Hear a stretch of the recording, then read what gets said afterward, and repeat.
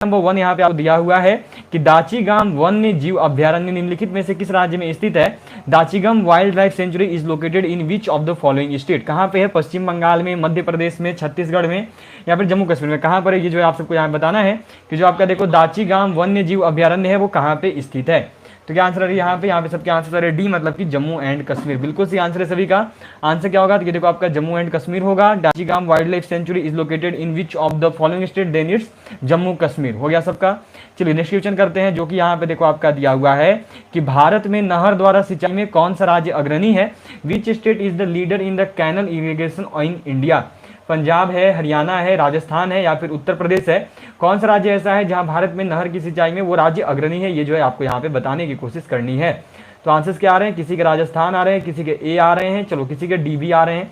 चलिए आंसर देख लेते हैं। याद रखिएगा कि भारत में नहर द्वारा सिंचाई में जो राज्य अग्रणी है ना वो आपका देखो पंजाब है। सबके ध्यान रखना वो राज्य कौन सी है, तो वो देखो आपके ऑप्शन नंबर ए पंजाब है। ठीक है, चलिए नेक्स्ट क्वेश्चन करते हैं, जो कि यहाँ पे देखो आपका दिया हुआ है कि रेगुड़ मृदा किसकी कृषि के लिए सर्वाधिक उपयुक्त होती है।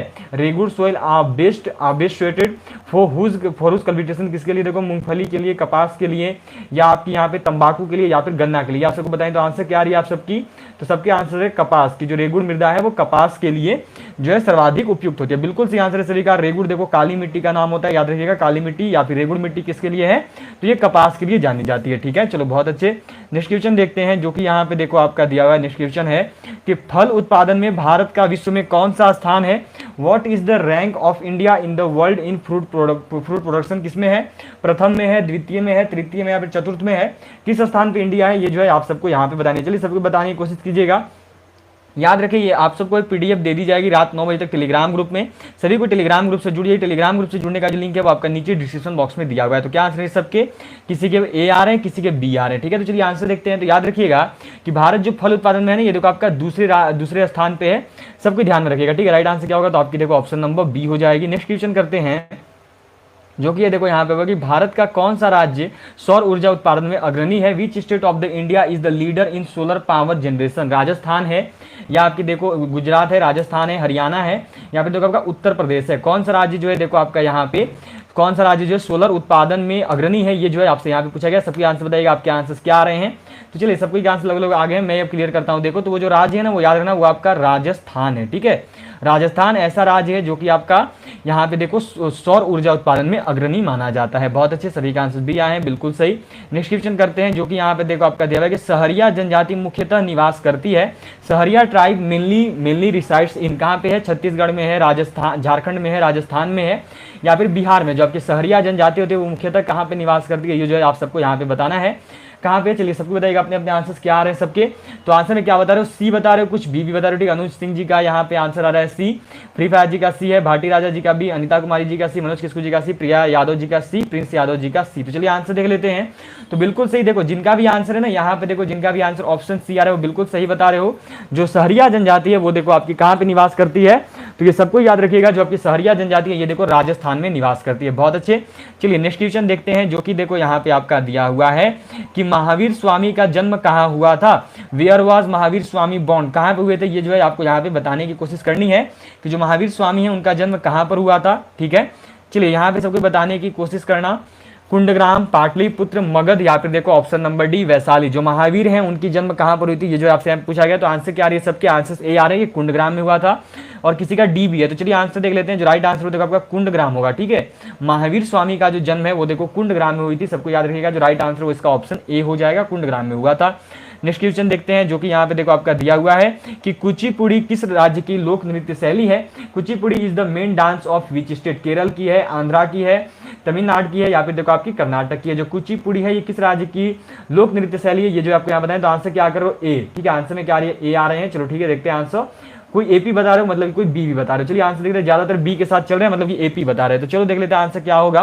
तो देखिए जिनका भी आंसर यहाँ पे ऑप्शन बी है वो बिल्कुल सही बता रहे हो। ठीक है, कुचिपुड़ी जो है वो किस राज्य की लोक नृत्य शैली है, तो ये आपकी देखो आंध्र प्रदेश की है। बहुत अच्छा, सभी ने बिल्कुल सही आंसर किया है। चलिए नेक्स्ट क्वेश्चन देखेंगे, जो कि देखो यहाँ पे आपका दिया हुआ है कि ने किस कला के क्षेत्र में नाम कमाया? In which field of the art did Jamini Roy make a name? मूर्ति कला में, संगीत में, चित्रकला में या फिर नाट्य कला में किस क्षेत्र में जो देखो जेमिनी राय ने किस कला के क्षेत्र में अपना नाम कमाया, ये आपसे यहाँ पे पूछा गया है। आज के जो आपके क्वेश्चन है ये देखो 2019 से लेकर 2021 तक के प्रीवियस ईयर क्वेश्चन के रखे गए हैं। जो भी आपके 2019 से लेकर 2021 तक में मोस्टली रिपीटेड क्वेश्चन अलग अलग सेक्शन से उन्हीं क्वेश्चन को आज के प्रैक्टिस सेट में शामिल किया गया। तो क्या आंसर है सबके?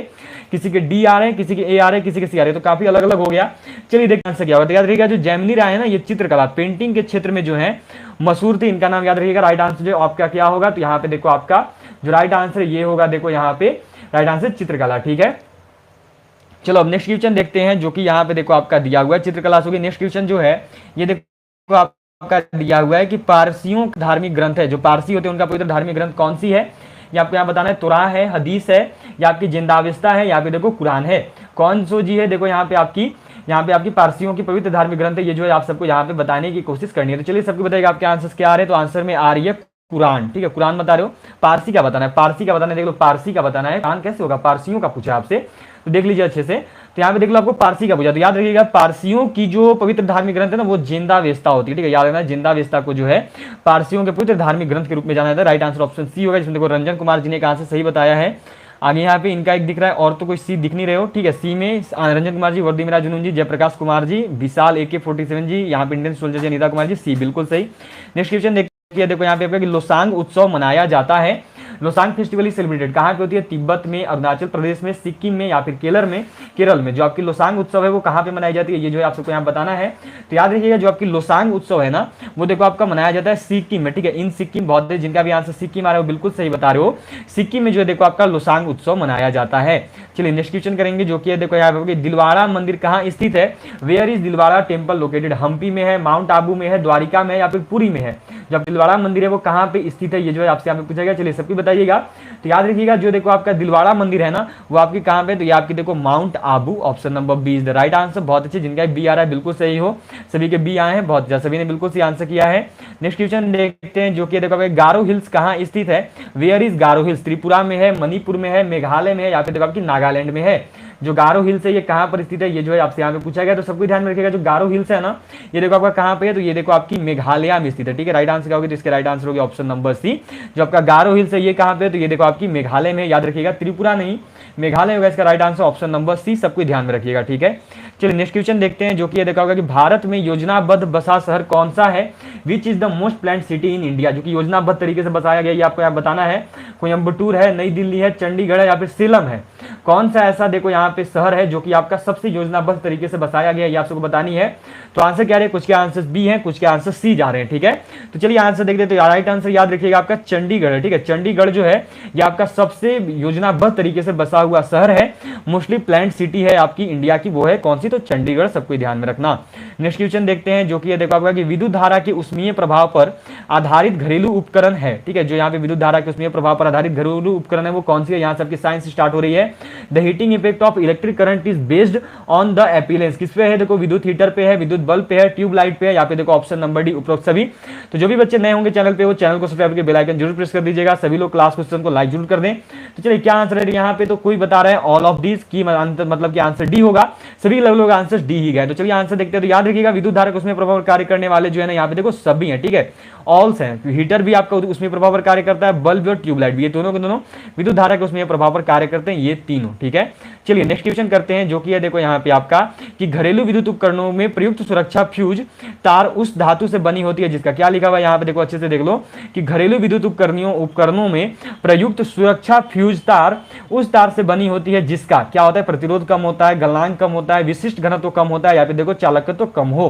क्या होगा इसका राइट आंसर? ये जो है आप सबको यहाँ बताएं। तो आंसर क्या बता रहे हो? बी की, जिसका गलनांक कम होता है। ठीक है, तो लग रहा है कि आप सबने पढ़ी रखा है। तो यहाँ पे कुछ क्या आ रहा है कि रेसिस्टेंस लो जिनका की प्रतिरोध कम हो। तो ठीक है, चलिए आंसर देख लेते हैं। तो याद रखिएगा कि विद्युत घरेलू उपकरणों में जो है प्रयुक्त सुरक्षा जो फ्यूज तार होती है वो वैसे धातु से बनी होती है जिनका देखो गलनांक कम होता है, क्योंकि वो जल्दी गलते नहीं है, इस वजह से जो उनको बनाया जाता है। उनका जो है मेल्टिंग पॉइंट लो होता है, वो जल्दी गलकर खराब नहीं होते हैं। ठीक है, चलिए नेक्स्ट क्वेश्चन देखेंगे जो कि देखो आपका यहाँ पे दिया हुआ है कि दो विद्युत आवेशों के बीच लगने वाले बल से संबंधित है। The force between two electric charges is related two ampere के नियम से है, कूलाम के नियम से है, फैराडे के नियम से या फिर देखो ओम के नियम से है। दो विद्युत आवेशों के बीच लगने वाला बल जो है किससे संबंधित है, ये आपसे यहाँ पे पूछा। तो आंसर क्या है? किसी के बी आ रहे हैं, कोई डी भी जा रहे हो, कोई सी भी जा रहे हो, तो बहुत अलग अलग हो गया। चलिए आंसर देख लेते हैं। तो याद रखिएगा, देखिए कि दो विद्युत आवेशों के बीच लगने वाला जो बल है ना वो किससे संबंधित है, तो ये देखो आपका कूलाम्ब के नियम से संबंधित है, ठीक है, ये कूलाम्ब के नियम से जो आपका संबंधित है। राइट आंसर याद रखना ऑप्शन नंबर बी होगा, कूलाम्ब के नियम से जो ये आपका संबंधित है।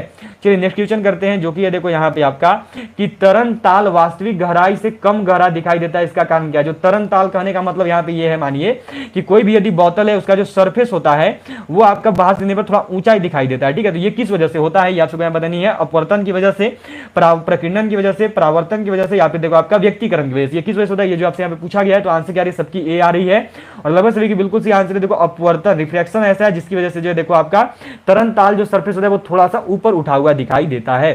चलिए नेक्स्ट क्वेश्चन करेंगे, जो कि देखो यहाँ पे आपका एक काटा हुआ हीरा क्यों जगमगाता है, why does a cut diamond sparkle, किस वजह से, इसकी आंतरिक संरचना के कारण, प्रकाश के शोषण के कारण, पूर्ण आंतरिक परावर्तन के कारण, या फिर देखो कुछ अन्य निहित गुण के कारण, किस वजह से तो देखो एक काटा हुआ हीरा आपका जगमगाता है, ये जो आपको यहाँ पे बताएं। तो आंसर क्या कर रहे हो, ए कर रहे हो, कोई सी कर रहे हो, ठीक है, ज्यादातर सी के साथ चल रहे हो, कुछ ए के साथ भी चल रहे हो। तो चलिए आंसर देखते हैं। तो याद रखिए जो काटा हुआ हीरा है ना वो इस वजह से जगमगाता है क्योंकि उसमें पूर्ण आंतरिक परावर्तन होती है, टोटल रिफ्लेक्शन जो है उसमें आपका होता है, सबको ध्यान में रखिएगा, ठीक है। राइट आंसर क्या होगा, तो ऑप्शन नंबर सी। चलिए क्वेश्चन करेंगे, जो कि है देखो यहाँ पे आपका कि वातावरण में प्रकाश का विसरण निम्नलिखित की वजह से होता है। Diffusion of light in the atmosphere is due to carbon dioxide की वजह से, धूल कण की वजह से, हीलियम की वजह से, या फिर देखो ऑप्शन नंबर डी इनमें से कोई नहीं। किसकी वजह से जो देखो आपका वातावरण में प्रकाश का विसरण होता है, ये जो है आप सबको यहाँ बताएं। तो आंसर क्या आ रही है, बी आ रही है, ठीक है, धूल कण की वजह से, ज्यादातर बी जा रहे हो, कुछ ए भी बता रहे हो, कुछ सी भी बता रहे हो। तो याद रखिएगा आपका राइट आंसर जो ए होगा, ठीक है, धूल कण की वजह से जो है आपके डस्ट पार्टिकल की वजह से जो है प्रकाश का विसरण होता है। नेक्स्ट क्वेश्चन करते हैं, जो कि देखो यहाँ पे नाभिकीय रिएक्टर के निर्माण में निम्नलिखित में से कौन सा एक अनिवार्य है, which one of the following in the construction of a nuclear reactor, cobalt है, निकेल है, जर्कोनियम है, या भी देखो टंगस्टन, जो नाभिकीय रिएक्टर बनते हैं, पढ़ा रखा है आप सबको, उसके निर्माण में निम्नलिखित में से कौन सा कार्य होता है, ये जो आपसे यहाँ पे पूछा। तो आंसर क्या कर रहे हो, सी कर रहे हो, कुछ आंसर बी भी कर रहे हो कि निकेल है, चलिए कुछ आंसर ए भी आ रहे हैं। तो आंसर देख लेते हैं क्या होगा आपका। देखो तो नाभिकीय रिएक्टर के निर्माण में जो निम्नलिखित में से कौन सा अनिवार्य है, वो देखो आपका जर्कोनियम होता है, ठीक है, जो जर्कोनियम है ये आपका अनिवार्य होता है, इसके बिना जो नाभिकीय रिएक्टर का निर्माण नहीं हो सकता है। चलिए नेक्स्ट क्वेश्चन देखेंगे, जो कि देखो यहाँ पे बिना शल्य चिकित्सा के पथरी का इलाज किसके द्वारा किया जाता है, who treats stone without surgery, किस वजह से होता है। देखो यहाँ पे आपका एक्सरे की वजह से, या फिर देखो यहाँ पे फ्लोरोस्कोपी की वजह से, या फिर देखो आपकी लेजर की वजह से, या फिर अल्ट्रासाउंड की वजह से, किसकी वजह से जो देखो यहाँ पे आपका होता है, ठीक है, सबको बताना है, फ्लोरोस्कोपी की वजह से होगी, लेजर की वजह से, या फिर अल्ट्रासाउंड की वजह से। तो आंसर क्या आ रही है, सबके आंसर आ रहे हैं सी, बिल्कुल सही। याद रखिएगा लेजर के थ्रू जो है अब बहुत सारे ऑपरेशन किए जाने लगे हैं बिना सर्जरी के ही, ठीक है, बिना कट लगाए जो है वहां पे उस लोग इलाज कर पाते हैं, ठीक है, लेजर के थ्रू। चलिए नेक्स्ट क्वेश्चन देखते हैं, जो कि देखो यहाँ पे आपका कि इलेक्ट्रॉन सूक्ष्मदर्शी का आविष्कार किसने किया था, who invented the electron microscope, किसने किया था, नील और रूस ने, या फिर देखो यहाँ पे जो है रॉबर्ट कोच ने, या फिर देखो आपकी यहाँ पे लुविन हॉक ने, या फिर देखो आपकी ऑप्शन नंबर डी सीपी स्वानसन ने, किसके द्वारा जो किया गया था, ये जो आपको यहाँ पे बताने की कोशिश करनी है। तो क्या आंसर ए बता रहे हो, कुछ सी बता रहे हो। चलिए आंसर देखते हैं। तो याद रखिएगा इलेक्ट्रॉन सूक्ष्मदर्शी का जो आविष्कार है ना वो देखो नोल और रूस के द्वारा किया गया था, ठीक है, नोल और रूस के द्वारा जो है इसका आविष्कार किया गया था आपका इलेक्ट्रॉन सूक्ष्मदर्शी का। चलिए नेक्स्ट क्वेश्चन देखेंगे, जो कि देखो आपका कि सापेक्ष आर्द्रता नापी जाती है, जो सापेक्ष आर्द्रता होती है वो किसमें नापी जाती है, आप सबको यहाँ बताना है किससे मापी जाती है, हाइग्रोमीटर से, हाइड्रोमीटर से, हाइग्रोमीटर से, लैक्टोमीटर से, या फिर देखो पोटेंशियोमीटर से। सापेक्ष आर्द्रता जो किसकी वजह से मापी जाती है, ये जो आपसे यहाँ पे पूछा गया। तो आंसर क्या है, किसी के बी आ रहे हैं, किसी के ए आ रहे हैं। तो चलिए आंसर देखते हैं। याद रखिएगा जो राइट आंसर होगा ना वो देखो आपका हाइग्रोमीटर होगा, ठीक है, हाइग्रोमीटर से जो है देखो आपकी सापेक्ष आर्द्रता मापी जाती है। राइट आंसर ऑप्शन बी होगी। देखो ऑप्शन नंबर जो हाइड्रोमीटर है, ऑप्शन नंबर बी में आपका हाइग्रोमीटर है, तो हाइग्रोमीटर से मापा जाता है, सबको ध्यान में रखिएगा। चलिए नेक्स्ट क्वेश्चन करते हैं, जो कि देखो यहाँ पे आपका कि जे थॉमसन को की खोज के लिए भौतिक में नोबेल पुरस्कार प्राप्त हुआ। J Thomson received the Nobel prize in physics discovery of, किसकी वजह से, प्रोटॉन की वजह से, प्रोजिटॉन की वजह से, न्यूट्रॉन की वजह से, इलेक्ट्रॉन की वजह से, किसकी खोज करने की वजह से जो जे थॉमसन को भौतिकी के क्षेत्र में नोबेल पुरस्कार प्राप्त हुआ था। तो आंसर क्या है, ऑप्शन नंबर डी सब बता रहे हो, इलेक्ट्रॉन, बिल्कुल सही आंसर सभी का। देखो इलेक्ट्रॉन के द्वारा जो है इलेक्ट्रॉन की खोज जब जे थॉमसन ने की थी उसके उपलक्ष्य में जो है उन्हें नोबेल पुरस्कार से नवाजा गया था, उनको जो है नोबेल पुरस्कार दिया गया था। नेक्स्ट क्वेश्चन करते हैं, जो कि देखो यहाँ पे मेगाबाइट से मापते हैं, मेजरिंग ऑफ मेगाबाइट क्या मापते हैं। देखो यहाँ पे भूकंप की तीव्रता मापते हैं, जनसंख्या का घनत्व मापते हैं, शक्ति व्यय की क्षमता मापते हैं, यहाँ पे देखो कंप्यूटर की स्मृति क्षमता मापते हैं। जो आपका देखो मेगाबाइट होता है उससे क्या मापा जाता है, ये जो आप सबको यहाँ बताना है। तो आंसर क्या कर रहे हो, आंसर करें आपसे देखिए डी, ठीक है, कि कंप्यूटर की स्मृति की क्षमता मापते हैं, ठीक है। चलो तो आंसर देख लेते हैं, याद रखिए कुछ सी भी बता रहे हो, तो जो राइट आंसर देखो इस क्वेश्चन का वो क्या है, तो कंप्यूटर की स्मृति की क्षमता, ठीक है, याद रखना मेगाबाइट से जो कंप्यूटर मेमोरी के बारे में पता चलता है कितनी मेगाबाइट की ये सारी चीजें उसमें यूज की जाती हैं। चलिए नेक्स्ट क्वेश्चन करेंगे, जो कि यहाँ पे देखो आपका दिया हुआ है कि क्विक सिल्वर के नाम से जाना जाता है, also known as quicksilver, कौन है, एल्यूमिनियम है, मरकरी है, प्लेटिनम है, या यहाँ पे देखो पैलेडियम है, कौन सा जो है देखो आपका क्विक सिल्वर के रूप में जाना जाता है, ये जो आप सबको यहाँ पे बताना है। तो आंसर क्या आ रही है सबके, तो आंसर क्या करो जल्दी से आंसर बताना आप सब। देखो इस क्वेश्चन का जो राइट आंसर होगा ना, आंसर मरकरी बता रहे हो, ठीक है, बी बता रहे हो, कोई सी बता रहे हो, कोई डी भी बता रहे हो। तो चलिए आंसर देखते हैं, याद रखिएगा कि क्विक सिल्वर जो है वो किसकी वजह से यहाँ पे देखो पूछा गया, क्विक सिल्वर के नाम से जाना जाता है। तो याद रखिएगा यहाँ पे जो मरकरी है ना वो देखो आपका क्विक सिल्वर के नाम से जाना जाता है, जो मरकरी है उसको देखो क्विक सिल्वर के नाम से जानते हैं। बहुत अच्छे, चलिए नेक्स्ट क्वेश्चन कर लेंगे। अधिक स्रोत पाया जाता है, which is the richest source protein, कौन सी है, उड़द है, चना है, मटर है, या सोयाबीन है, इनमें से किसमें जो देखो आपका सर्वाधिक प्रोटीन पाया जाता है। प्रीवियस ईयर में क्वेश्चन पूछ रखा है, सबको बताने की कोशिश कीजिएगा कि किसमें पाया जाता है सबसे अधिक प्रोटीन। तो सबको ध्यान में रखिएगा, देखिए जो सबसे अधिक प्रोटीन है ना वो देखो आपका सोयाबीन में पाया जाता है, ठीक है, सबसे अधिक प्रोटीन किसमें पाया जाता है, तो जो सबसे अधिक प्रोटीन है ये देखो आपकी सोयाबीन में पाई जाती है, सबको याद रखिएगा ऑल ऑफ यू। चलिए नेक्स्ट क्वेश्चन करते हैं, जो कि ये देखो यहाँ पे आपका कि एडवर्ड जेनर निम्नलिखित में से किस रोग से जुड़े हैं। Edward Jenner is associated with which of the following disease, किससे है, विषसूचिका से, मतलब कि पॉइजन से है, या फिर देखो अन्न ज्वर से है, या फिर देखो चेचक से है, या फिर देखो लकवा से है। जो आपके देखो यहाँ पे पूछा गया है, जो एडवर्ड जेनर है वो किससे संबंधित है, ये आप सबको यहाँ पे बतानी है। तो आंसर क्या बता रहे हो, यहाँ पे सी बता रहे हो, कोई डी बता रहे हो, ठीक है, पैरालिसिस से, कुछ क्या कहना है कि चेचक से है। तो याद रखिएगा देखिए कि आपके जो एडवर्ड जेनर है ना, जो एडवर्ड जेनर है वो यहाँ पे देखो आपकी राइट आंसर क्या होगी, तो ये देखो एडवर्ड जेनर जो है चेचक रोग से संबंधित है, इसका इन्होंने इलाज के बारे में बताया था। तो राइट आंसर क्या होगी, तो ऑप्शन नंबर सी चेचक, ऑल ऑफ बिल्कुल सही। चलो तो अब देखो आपके यहाँ पे जीके के क्वेश्चन क्लियर हो गए, ठीक है, जीके के जो 15 क्वेश्चन वो आपके क्लियर हो गए हैं, जीएस के भी जो 15 क्वेश्चन है वो भी देखो आपके क्लियर हो गए हैं। अब जो है यहाँ पे देखो आपके मैथ्स के क्वेश्चन होंगे, मैथ के क्वेश्चन के साथ जो आपकी शुरुआत होगी, ठीक है। तो चलिए देखते हैं मैथ्स के क्वेश्चन को। दिया हुआ है देखो यहाँ पे आपका क्या, कि सचिन जो है राहुल से 4 वर्ष छोटा है, इनकी वर्तमान आयु का जो अनुपात है वो देखो 7:9 है, तो सचिन की वर्तमान आयु कितनी है, ये जो आप सबको यहाँ बताना है। क्या दिया हुआ देखो कि Sachin is 4 years younger than Rahul, the ratio of their present age is 7:9। आगे बताना है आपको देखो यहाँ पे कि सचिन की जो वर्तमान आयु है वो कितनी होगी। तो चलिए सबकी जल्दी आंसर कीजिएगा, क्योंकि सबने पढ़ रखा है, सभी को आयु संबंधी प्रश्न मैंने करवा दिए थे। चलो सबको बताओ आपके आंसर्स जो है यहाँ पे क्या होंगे, सभी को जो अपने अपने आंसर्स करने हैं। तो चलिए देख लेते हैं, ठीक है, इसको बनाते हैं। क्या दे रखा है देखो यहाँ पे कि आपका जो है कितना कितना है, देखो सबसे पहले तो जो सचिन है, ठीक है, पहले सचिन लिखा तो सचिन वाला पहले लिख देते हैं, ठीक है, चलिए सचिन वाला पहले लिखते हैं। तो सचिन कितना हो गया, सचिन देखो आपका हो गया 7x हो गया। अब क्या बोला देखो राहुल है यहाँ पे, राहुल वाला कितना देखो 9 है, तो राहुल का कितना हो गया, तो देखो जो राहुल है ना वो आपका हो गया 9x, इतना तक तो सबको आगे हो गया यहाँ तक। अब क्या बोला है आपको देखो यहाँ पे कि बोला क्या है देखो कि सचिन जो है राहुल से 4 वर्ष छोटा है, किससे छोटा है, राहुल से छोटा है, ठीक है, कौन छोटा है, तो सचिन छोटा है। तो 9x - 7x कितना छोटा है, तो देखो 4 वर्ष छोटा है, ठीक है, कितना है देखो, तो 2x = 4 आ गया, x = कितना आएगा देखो 4/2 करिएगा ना तो आएगा आपका 2, ठीक है, x की वैल्यू 2 आ गई। आपसे पूछा गया सचिन की आयु कितनी है, तो सचिन देखो 7x है, तो 7 × 2 कर दो, आपको आंसर पता चल जाएगा। 7 × 2 करोगे तो कितना आ गया, तो आ गया देखो 14। राइट आंसर क्या होगी, तो 14 वर्ष। बहुत अच्छा, सभी ने बिल्कुल सही आंसर बताया। कितना बड़ा है वो, तो कितना उम्र है सचिन का, तो वो 14 वर्ष है, ठीक है।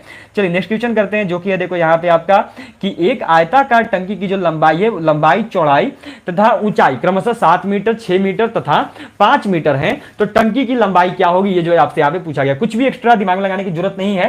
देखो एल दे रखा है, एल कितना है, तो एल देखो आपका 7 मीटर है, बी कितना है, तो बी देखो आपका 6 मीटर है, एच कितना है, तो एच देखो आपका 5 मीटर है, हो गया ना।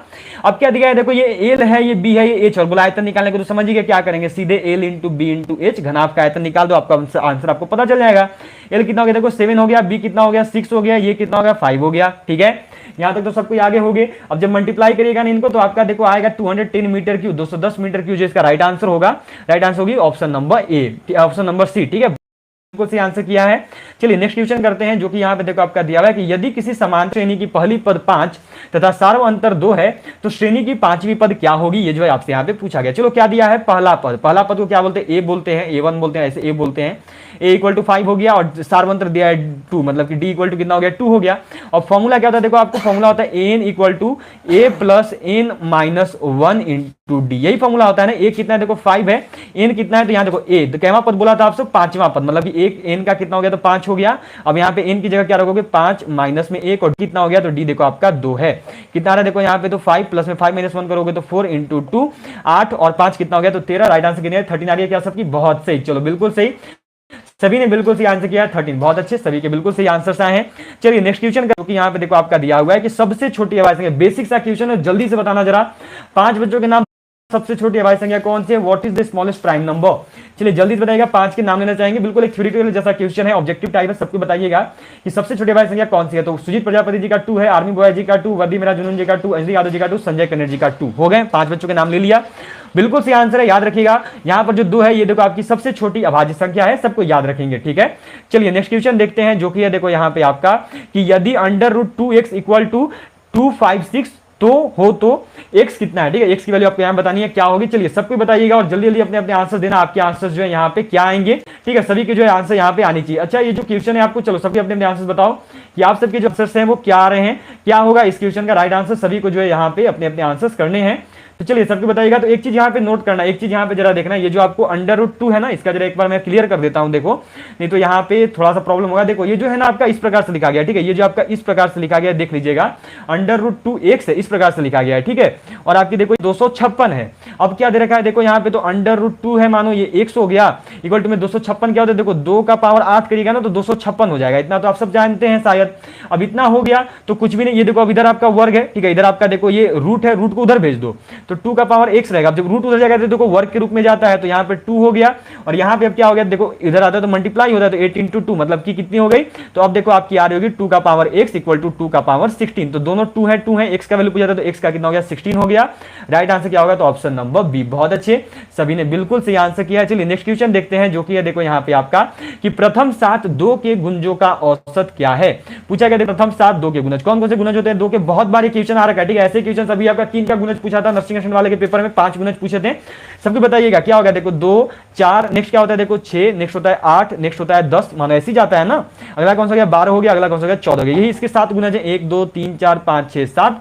बोला क्या औसत, तो देखो यदि पहला संख्या गैपिंग देख लो, +2 का गैपिंग है, +2 का गैपिंग, तो यदि सेम गैपिंग हो तो पहला संख्या प्लस में आखिरी संख्या 2 प्लस में 14 और बटा में कर दो 2, आंसर आ जाएगी। कितनी आ रही है सबकी, तो क्या आ रही है 16/2। बहुत अच्छे, क्या आंसर आ रही है 8 आ रही होगी, बिल्कुल सही।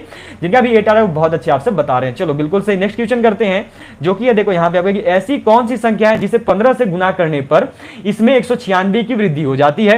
पूछा क्या है देखो कि ऐसी कौन सी संख्या होगी जिसे जब आप 15 से गुना करिएगा ना तो 196 की वृद्धि हो जाएगी। चलिए पहले मान लेते हैं, ठीक है। पहले क्या करेंगे ना कि वो जो संख्या है उसको x मान लेते हैं, ठीक है। पहले क्या करते हैं, मानो वो जो संख्या है उसको हमने x मान लिया, यहां तक क्लियर है। अब क्या बोला कि 15 से गुना करने पर, तो मानो ये 15 x हो गया, ठीक है। अब कितने की वृद्धि हो रही है, तो वृद्धि हो रही है देखो आपकी 196 की। क्या दिया देखो, ऐसी कौन सी संख्या जिसे 15 से गुना करने पर इसमें वृद्धि हो रही है। तो वृद्धि किस में हो रही है, तो ये 15 वाले x में, तो यहाँ पे माइनस में आपका x चलेगा। क्यों माइनस में रहेगा, क्योंकि वृद्धि हो रही, तो कोई तो किसी से कम रहेगा। तो मानो ये कम रहेगा x, जो आपका एक संख्या 15 से गुना करे तो वो ज्यादा हो जा रहा है, तो इसमें से इसको घटा दो तो कितना देखो आपके यहाँ पे 14x इक्वल टू 196 आ रहा होगा। इतना आ रहा है तो अब कुछ नहीं, x इक्वल टू कर दीजिए, आपको आंसर पता चल जाएगा। x इक्वल टू 196 मतलब कि 196 बटा में 14 कर दो, कितनी बार में कट होगा, तो बहुत अच्छे 14 टर्म में जो है कट होगा। राइट आंसर होगा तो ऑप्शन नंबर ए। बहुत अच्छे, सभी ने बिल्कुल सही आंसर किया है।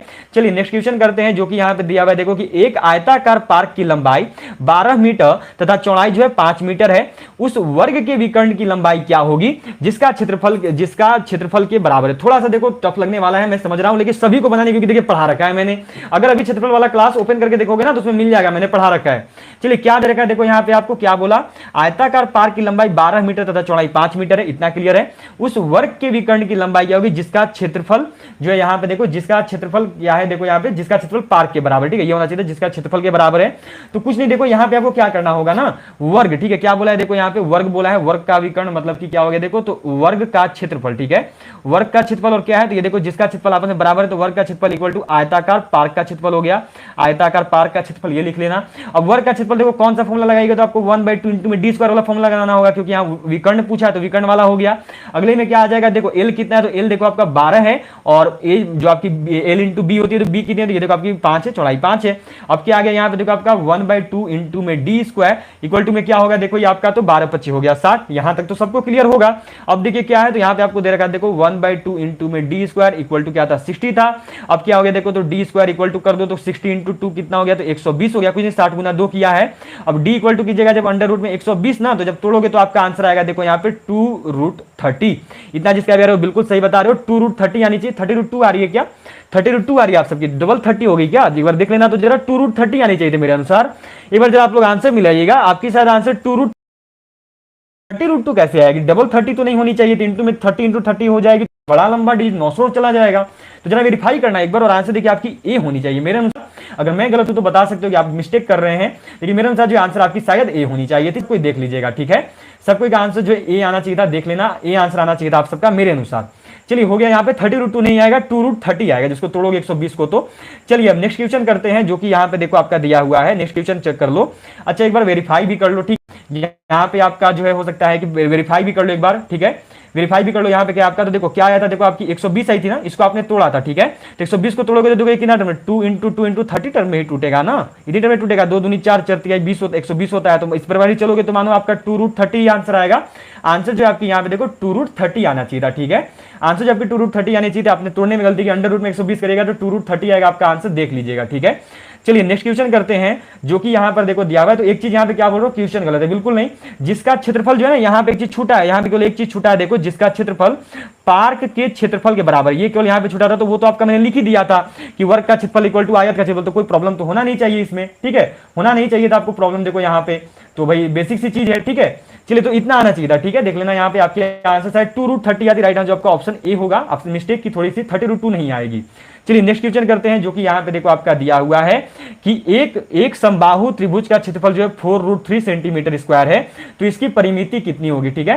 चलो यहाँ पे सबको बताइएगा, एक समबाहु त्रिभुज का क्षेत्रफल यदि देखो 4√3 सेंटीमीटर स्क्वायर है, तो इसकी परिमिति कितनी होगी, ये जो है आपसे यहाँ पे पूछा है। चलिए सबको बताने की कोशिश कीजिएगा, बेसिक सा क्वेश्चन है, बिल्कुल भी टफ नहीं होगा सभी के लिए।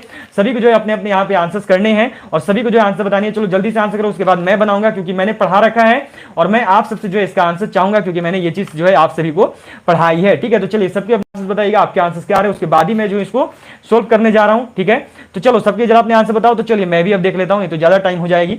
चलिए क्या करते हैं ना, परिमिति पूछा है तो ठीक है, भुजा पहले क्या करते हैं, भुजा मानो हमने मान लिया x, ठीक है। अब क्या दिया हुआ है यहाँ पे देखो आपका, तो समबाहु त्रिभुज का क्षेत्रफल, समबाहु त्रिभुज का क्षेत्रफल कितना दे रखा है, देखो 4√3 है, ठीक है। अब क्या देखो समबाहु त्रिभुज का क्षेत्रफल का फॉर्मूला क्या होता है, फॉर्मूला देखो √3/4 इंटू में भुजा स्क्वायर होता है और इनटू में क्या इक्वल टू में क्या हो गया, तो ये देखो आपका 4√3 हो गया। यहां तक तो सबको आगे हो गए। अब कुछ भी मत कीजिए, यहाँ पे आपने x मानी है ना, तो क्या हो गया देखो √3/4 इंटू में भुजा स्क्वायर, तो हो गया देखो आपका x का स्क्वायर इक्वल टू में कितना है, तो 4√3 आएगा, ठीक है। अब जो इसको सिंपल उधर भेज दो, तो x स्क्वायर इक्वल टू क्या हो गया देखो ये आपका, तो 4√3, 4 ऊपर चला जाएगा इंटू में, और जो आपकी √3 है वो नीचे आ जाएगी। देखो √3 से √3 कट गया, क्या आया 4 × 4, x स्क्वायर इक्वल टू क्या हो जाएगा देखो आपका यहाँ पे, तो 4 × 4, x इक्वल टू कितना आ गया, तो x इक्वल टू देखो आएगी आपकी अंडर रूट में 4 × 4 करोगे तो आएगा x इक्वल टू कितना, तो 4 आ गया, ठीक है। हो गया ना, x कितना आया, तो x आपका 4 आ रहा होगा। चलो अब यदि देखो आपकी x 4 आ गई तो आपसे क्या पूछा, परिमिति पूछा है। तो परिमिति कैसे निकालते थे, देखो त्रिभुज की परिमिति निकालना है। तो परिमिति मतलब क्या होता है, पहले ये समझ लीजिए, परिमिति ये देखो त्रिभुज है ना, ये त्रिभुज है मानो समबाहु त्रिभुज है, तो इसका पूरा का पूरा, तो ए बी सी ये पूरा का पूरा जो परिमिति हो गया, तो मल्टीप्लाई कर दो, कितनी भुजाएं, 3 भुजाएं, तो जो टोटल आया ना आपका भुजा उस पर 3 से मल्टीप्लाई कर दीजिए, तो 4 × 3 की जगह तो कितना आएगा, तो आपका 12, राइट आंसर क्या होगा, तो ऑप्शन नंबर बी 12 होना चाहिए सबका, देख लीजिएगा राइट आंसर कितनी आएगी, तो आपकी देखो 12 होगी, क्योंकि 3 भुजाएं होती हैं, इसलिए आपको 3 × a करना होगा। हो गया सबका। चलिए नेक्स्ट क्वेश्चन करेंगे, जो कि यहाँ पे देखो दिया हुआ है कि एक संख्या का 9वां भाग अपने 10वें भाग से 4 अधिक है, वह संख्या कौन सी है। क्या दिया हुआ है देखो यहाँ पे आपका कि एक संख्या का जो 9वां भाग है वो क्या है, तो वो देखो अपना 10वें भाग से 4 अधिक है। तो चलिए ये चीज है, तो चलो सबको यहाँ आंसर्स क्या आएंगे, देखो क्या दे रखा है यहाँ पे देखो आपको कि एक संख्या का 9वां भाग, तो हमने क्या करना है ना, वो संख्या मान लेनी है। संख्या मानो हमने मान ली x, तो संख्या एक संख्या का 9वां भाग, तो मानो कि x/9 हो गया पहला, और दूसरा क्या हो गया 10वां भाग, तो x/3 हो गया। यही हो गया ना, यहां तक तो क्लियर है। अब क्या बोला है देखो कि संख्या का 9वां भाग 10वें भाग से 4 अधिक है, तो 9वां भाग अधिक है मतलब कि x/9 जो बड़ा होता है उसको इधर करते हैं, ये अधिक है, और माइनस में क्या आ गया आपका x/10 इक्वल टू में क्या हो गया देखो आपका 4। टोटल कितना आएगा 10 और 90 का, 10 और 9 का करोगे तो देखो 90 होगी, यहाँ पे होगी देखो आपकी 10x, और यहाँ पे हो जाएगी देखो आपकी 9x इक्वल में कितना आएगा 4 आएगा। अब क्या होगा देखो आपको, तो यहाँ पे आ रही होगी देखो सिंपल से इसको इधर दो, तो x इक्वल टू कितना आएगा, तो 9 4 जा 36 होता है, ठीक है। x इक्वल टू जब 19 × 4 करोगे ना, तो आएगा देखो आपका यहाँ पे 360। राइट आंसर याद रखिएगा, जो राइट आंसर होगी वो आपके ऑप्शन नंबर डी हो जाएगी। बहुत अच्छे, जिनकी वीडियो बिल्कुल सही बता रहे हो। चलो तो आज यहीं पे आपकी मैं क्लास एंड करने जा रहा हूं। देखो आज जो आपके केवल मैं 10 मैथ्स के क्वेश्चंस रखा था, ठीक है, क्योंकि 40 क्वेश्चंस ही थे, तो सबको यहाँ पे आपको अपना स्कोर बताना है कि 40 में से आपने कितना सही किया है, ठीक है। सबको अपना स्कोर बताइएगा कि आपने 40 में से जो है कितना स्कोर सही किया। सभी लोग क्लास क्वेश्चन को लाइक जरूर कर दें, क्योंकि जितने भी जुड़े हुए सभी ने क्लास को अभी तक लाइक नहीं किया, सभी को सबसे पहले क्लास को लाइक करिए, उसके बाद जो निकलने की कोशिश करना, ठीक है, बिना कोई नहीं निकलेगा। तो चलो ऑल ऑफ यू बाय। आज 40 क्वेश्चन हुए हैं, सभी को कमेंट बॉक्स में बताना है कि आपने जो कितने क्वेश्चन सही किए आज के 40 क्वेश्चन में। सबको अपना स्कोर जरूर शेयर करना, सबसे होगी मेरी गुजारिश, सबको अपना स्कोर शेयर कीजिएगा, ठीक है।